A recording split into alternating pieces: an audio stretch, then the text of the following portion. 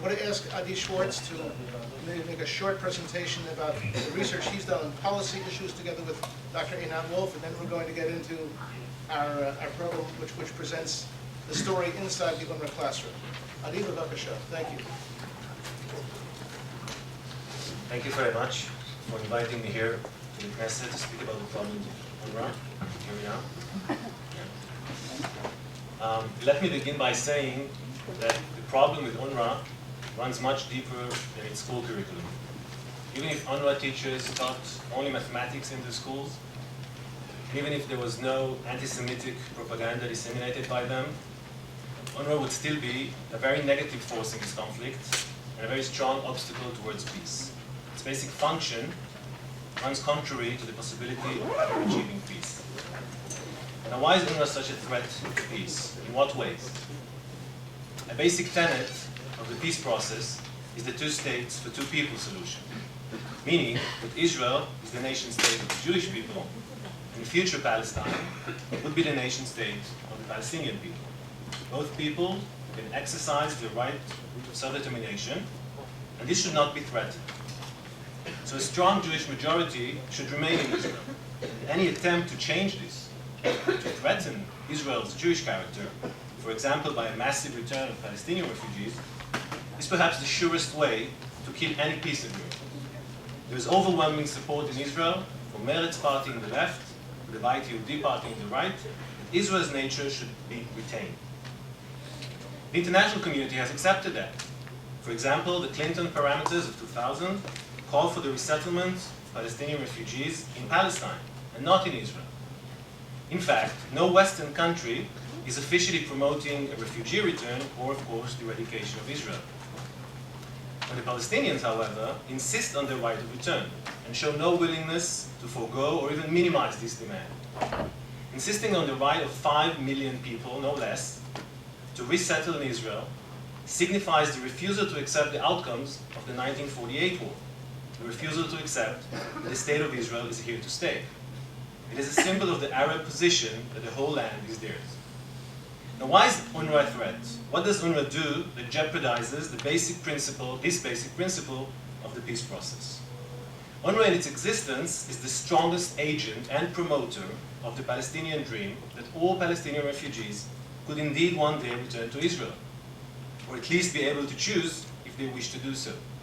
Again, I'm not talking about this or that teacher inciting in class, but about the whole mechanism and function of UNRWA, which is doing everything it can to perpetuate and eternalize this conflict.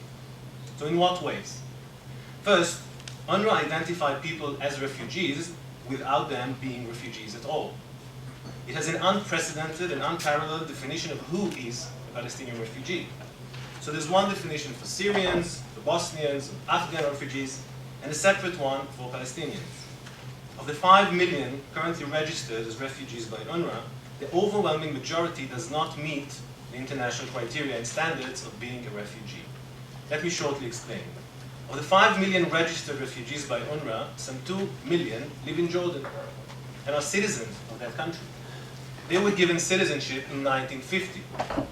There is no other refugee in the world, not even one single refugee, who holds a passport and is still considered a refugee.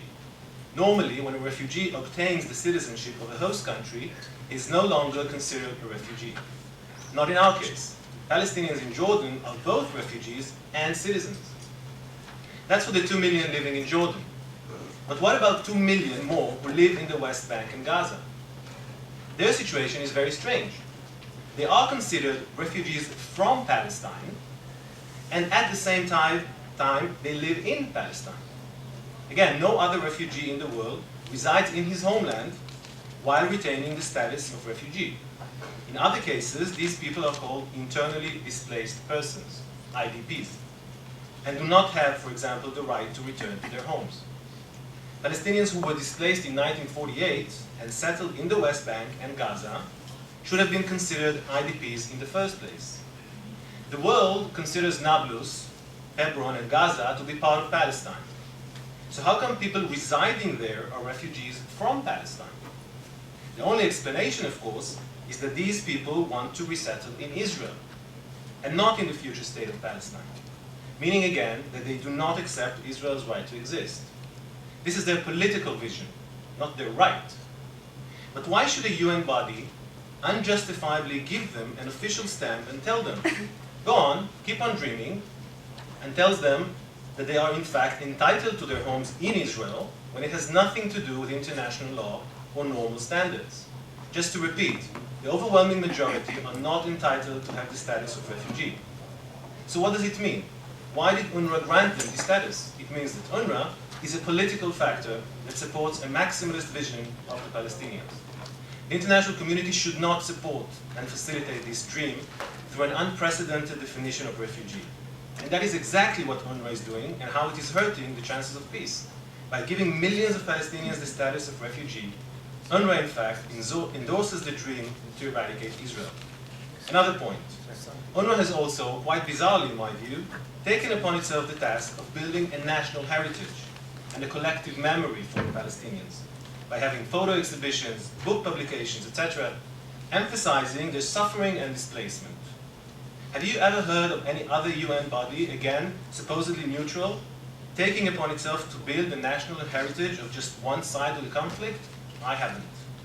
But it's even worse, because this heritage focuses entirely on the events of 1948, the so-called Palestinian Nakba, and on the refusal to accept the outcome of that war.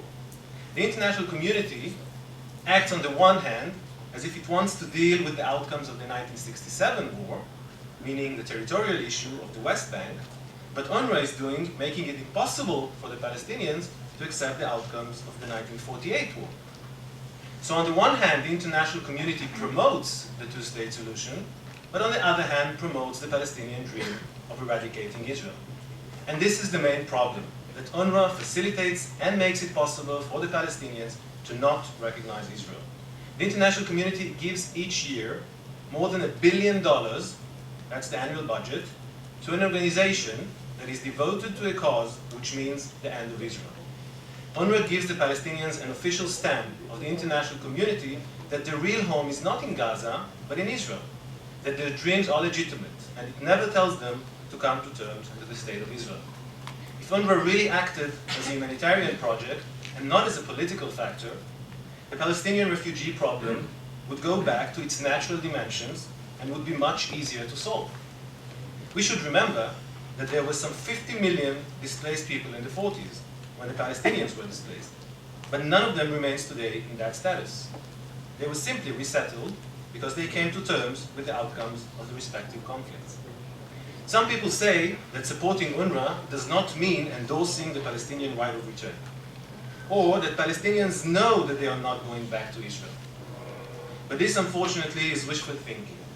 A major study by International Crisis Group, not an Israeli advocacy group, discovered that not only do Palestinians view their right of return as sacred, but that they also attribute almost supernatural significance to UNRWA, as a symbol for international support of their demand. So to sum it up, I think that the problem with UNRWA is that it facilitates and promotes a maximalist Palestinian vision of massive return and of eradicating the state of Israel. UNRWA encourages millions of Palestinians to keep dreaming on a one great Palestine instead of Israel, and the world gives UNRWA $1 billion a year to promote this idea. I also think that it is precisely people in Israel and outside Israel who are in favor of the two-states concept, such as me, should understand that maintaining UNRWA as it is destructive for the chances of peace. Thank you.